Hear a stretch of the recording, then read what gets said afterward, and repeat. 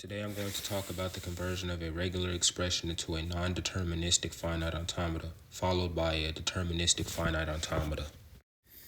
As you can see in our regular expression, the A union with the B with an asterisk means that we can have 0 or more occurrences of that A or that B, while followed by only one single C.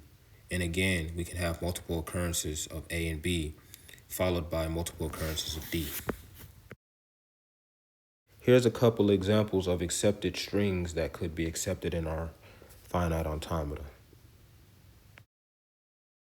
With our initial state on a null, we transition to 1, where we can then transition on an A to 2, and on a B to 3, and on a null to 4. On nulls from 2 and 3, they transition back to 1. From state 4, we can then transition on a C to state 5, and from 5 on a null, we can transfer to state 6. From here, state 6 can take us on an A to 7 and on a D to 8, which is our accepting state. And also on a B, it can take us to 8.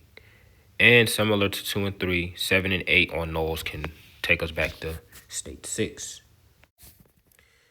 In our conversion, we look into the transitions now.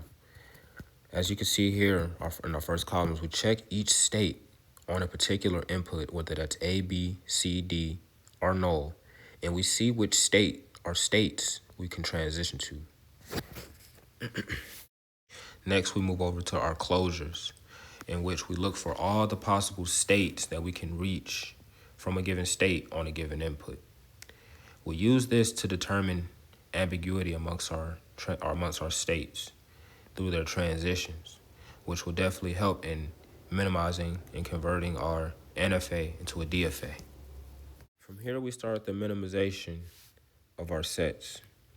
We look at the closure subsets from each input, and as we create and generate new inputs into our table, we add them to the left and repeat this process.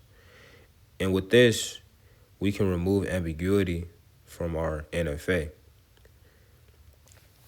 We repeat this process until we are unable to generate new subsets.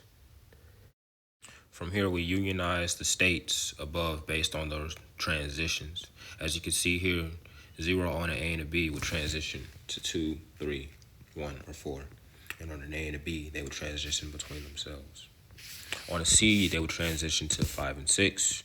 And on an A and a B, they would transition to 6 and 7.